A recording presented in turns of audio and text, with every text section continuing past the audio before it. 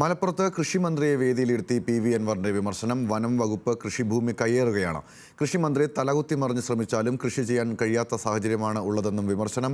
വന നിയമ ഭേദഗതിക്കെതിരെ നിയമസഭയിൽ പോരാടണമെന്നും അൻവർ പറഞ്ഞു. ഈ രാജ്യത്തെ വന്യമൃഗങ്ങളെ സംരക്ഷിക്കാനും അവർക്ക് ചെലവഴിക്കാനും കിടന്നോടുകയാണ് ഭരണാധികാരികൾ. ദൈവം സൃഷ്ടിച്ച ഭൂമിയിൽ കൃഷി ഉണ്ടാക്കാൻ കഴിയാതെ ജനങ്ങൾ എന്ത് ചെയ്തു?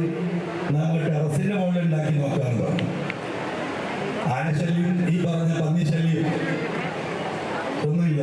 ഇപ്പൊ ടെറസിന്റെ മുകളിൽ കൃഷി ഉണ്ടാക്കി പച്ചക്കറി വിളവാകുമ്പോൾ അവിടെ നമ്മുടെ കുരങ്ങന്മാരുടെ ജാഥയാണ്.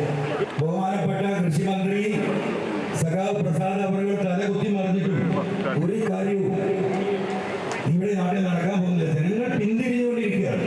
ഈ ഇരിക്കുന്ന കൃഷി വകുപ്പിന്റെ ഭൂമിയിൽ നിന്ന് 500 ഏക്കർ ഭൂമി EFL പിടിച്ചിട്ടുണ്ട്. വിവരങ്ങളുമായി ശാന്തകുമാർ വെള്ളാലത്ത് ചേരുന്നുണ്ട്. ശാന്തകുമാർ, ഭരണപക്ഷത്തു നിന്നും അടർന്നുപോയ MLA ഇപ്പോൾ സർക്കാരിനെതിരെ രൂക്ഷമായ വിമർശനമാണ് ഉന്നയിക്കുന്നത് വന നിയമ ഭേദഗതിയുമായി ബന്ധപ്പെട്ട്, അതും മന്ത്രിയെ വേദിയിലിരുത്തിക്കൊണ്ട് തന്നെ. എന്തൊക്കെയാണ് അൻവർ പറഞ്ഞത്? പി പ്രസാദിന്റെ പ്രതികരണം എങ്ങനെയായിരുന്നു?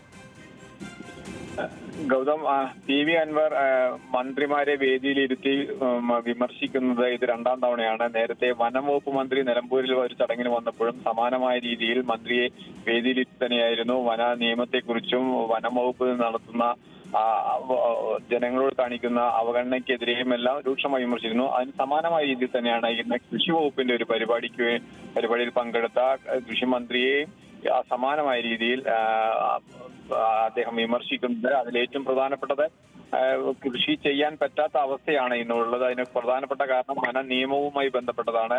കൃഷിഭൂമിയെല്ലാം ഇപ്പോൾ വനം വകുപ്പിന്റേതായി മാറുന്നു തുടങ്ങിയ ആക്ഷേപങ്ങൾ, ആരോപണങ്ങളെല്ലാം അദ്ദേഹം അതിനകത്ത് ഉന്നയിക്കുന്നുണ്ട്.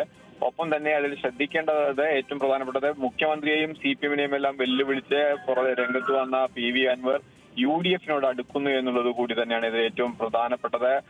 അതിന് ഉദാഹരണമാണ് അദ്ദേഹം നാളെ മുതൽ വന നിയമ ഭേദഗതിക്കെതിരെ വയനാട് പാർലമെന്റ് മണ്ഡലത്തിൽ ഒരു ജനകീയ യാത്ര സംഘടിപ്പിക്കുകയാണ്. ആ യാത്ര നാളെ ഉദ്ഘാടനം ചെയ്യുന്നത് വയനാട് പനമരത്ത് DCC പ്രസിഡന്റാണ്. ഒപ്പം തന്നെ അതിന്റെ സമാപനം 5-ാം തീയതി എടക്കരയിൽ ഉദ്ഘാടനം ചെയ്യുന്നത് E.T. മുഹമ്മദ് ബഷീറുമാണ്. അങ്ങനെ UDF നേതാക്കളെ തങ്ങളുടെ പരിപാടികളിലേക്ക് എത്തിച്ചുകൊണ്ട് അൻവറിന്റെ DMK നേതൃത്വത്തിൽ നടക്കുന്ന ജനകീയ യാത്രയിൽ എത്തിച്ചുകൊണ്ട് UDF-നോട് അടുക്കുന്ന ഒരു രീതി കൂടി ഇതിൽ നിന്ന് മനസ്സിലാക്കാൻ കഴിയും.